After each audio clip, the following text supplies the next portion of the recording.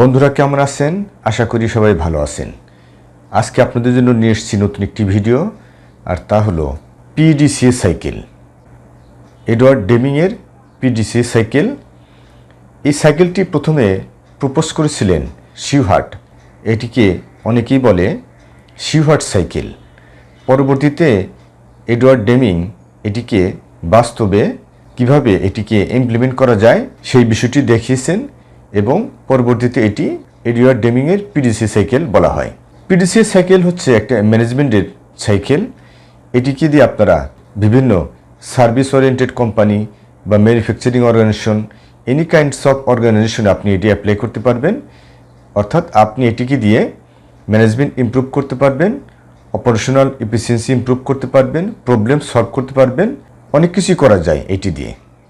তো আমরা আসলে পিডিসিএ সাইকেল অ্যাপ্লাই করি, আমাদের অজান্তেই পিডিসিএ সাইকেল অ্যাপ্লাই করি। কোনো একটি কাজ করার আগে আমরা কিন্তু একটি প্ল্যান করি, প্ল্যানের পর আসে হলো ডু।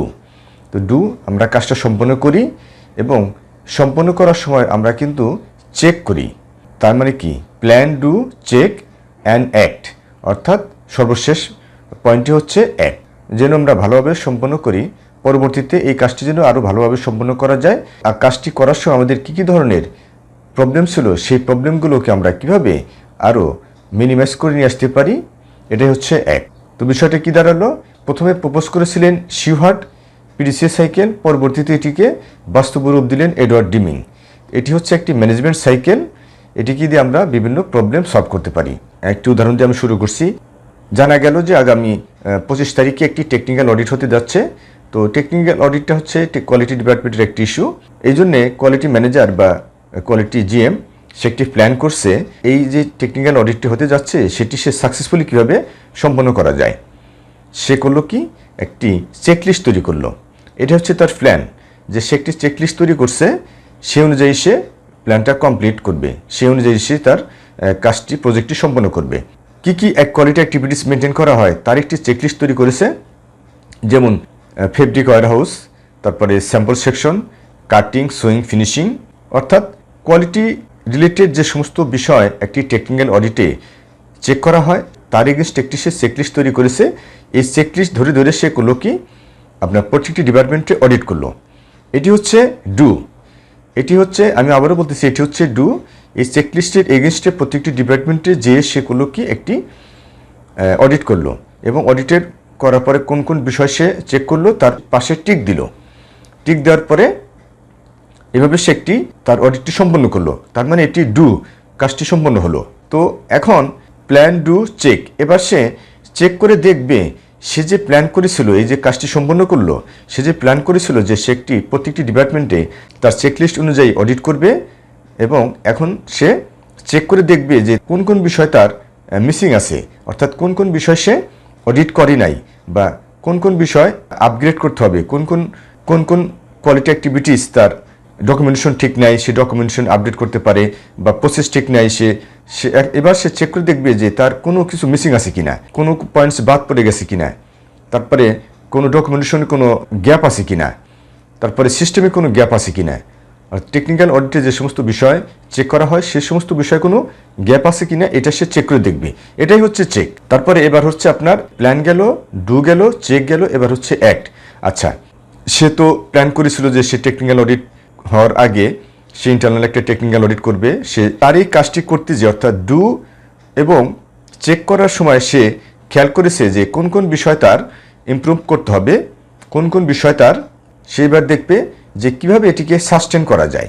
সাস্টেন হচ্ছে, অ্যাক্ট হচ্ছে সাস্টেন, বা এটাকে কীভাবে আরও ইমপ্রুভমেন্ট করা যায় বা ইমপ্রুভ করা যায়। কোন কোন ডিপার্টমেন্টে কী কী গ্যাপ আছে তার একটা সে নোট করে রাখছে। সেই যে অডিটটা করছে, অডিটের সময় সে একটি নোট করে রাখছে। সেই নোটের এগেনস্টে, সেই পয়েন্টসের এগেনস্টে সে এবার ইমপ্রুভমেন্ট করবে, সাস্টেন করবে। দুইটা বিষয়, সো একটা সাস্টেন, যে অ্যাচিভমেন্টটা হয়েছে সেটা সে সাস্টেন করবে, অথবা সে এটিকে ইমপ্রুভমেন্ট করবে। তো এটাই হচ্ছে এডওয়ার্ড ডেমিংয়ের plan, do, check and act. মনে হয় বিষয়টা কনসেপ্টটা ক্লিয়ার হয়েছে, আসলে plan, do, check and act বিষয়টা কি। আরেকটি উদাহরণ দেওয়া যেতে পারে, সেটা হলো যে আমাদের ফ্যাক্টরিতে কিন্তু প্ল্যানিং ডিপার্টমেন্ট প্ল্যান করে থাকে যে কোন কোন লাইনে কোন কোন প্রোডাক্ট, একটা সে প্রজেকশন দেয় যে আগামী 3 মাসের একটা প্রজেকশন দেওয়া হয় যে কোন কোন লাইনে কোন কোন স্টাইল সম্পন্ন হবে। তো এটার সে করার জন্য তার কি করতে হয়, আপনার একটা পিও শিট লাগে, কারণ ওই পিও শিটের মধ্যে একটা শিপমেন্ট ডেট থাকে। তো এই প্ল্যান করার জন্য তার কিন্তু অনেক কিছুই কনসিডার করতে হয়, যেমন সাপ্লাই চেনের প্রবলেম আছে কিনা, অর্থাৎ আমার যে প্ল্যান করতেছি, আমার যে স্টাইলগুলো ইন হাউস হবে সেগুলো সময় মতো সব কিছু র মেটেরিয়ালস ইন হাউস আছে কিনা সে মার্চেন্টের সাথে কমিউনিকেট করে সেটি করে, এবং আপনার সাপ্লাই ডিপার্টমেন্টের সাথে প্রকিউরমেন্ট ডিপার্টমেন্টের সাথে আলোচনা করে সে কোনো ডিফিকাল্টিস আছে কিনা সেটা কনসিডার করে, হিউম্যান রিসোর্সের কোনো প্রবলেম আছে কিনা বা কোনো ডিফিকাল্টিস আছে কিনা সেটি কনসিডার করে সে একটি প্ল্যান করে। তারপরে সে প্ল্যানটা সাবমিট করলো এবং ডু, এরপরে কি হচ্ছে ডু, যে সে তার প্রজেক্টটা হচ্ছে এগিয়ে যাচ্ছে। তো তারপর 3 মাস পর দেখবে যে তার চেকের সে কিন্তু এর মাঝে মাঝে সে চেক করে দেখবে যে তার প্ল্যান অনুযায়ী হচ্ছে কিনা, তার যে প্রজেক্টটা সেটা তার প্ল্যান অনুযায়ী হচ্ছে কিনা, এটা কিন্তু সে মাঝে মাঝে চেক করে দেখবে। আচ্ছা, এবার সে প্রতি সপ্তাহে বা প্রতিদিন চেক করে দেখতে পারে, প্রতি সপ্তাহে চেক করে দেখতে পারে, আলটিমেটলি তার দেখতে হয়, কারণ আমরা সকলেই জানি যে গার্মেন্টসে কী অবস্থা, সময় মতো শিপমেন্ট না হলে কী অবস্থা, এয়ার হয়ে যাবে, অনেক কষ্টের ব্যাপার আছে। যাই হোক, তো এভাবে সে চেক করে দেখবে। একটা হলো যে একটু আগে বলছিলাম যে কাজটি প্রজেক্টটি সম্পন্ন করার সময় তার কী কী ডিফিকাল্টিস ছিল, সেই বিষয়গুলোকে সে কীভাবে ইমপ্রুভমেন্ট করবে, এবং পরবর্তীতে সে যখন প্ল্যান করবে সেই প্ল্যানটার মধ্যে কীভাবে এটিকে এনগেজ করা যায় এবং কীভাবে আরও ভালো কিছু রেজাল্ট পাওয়া যায়।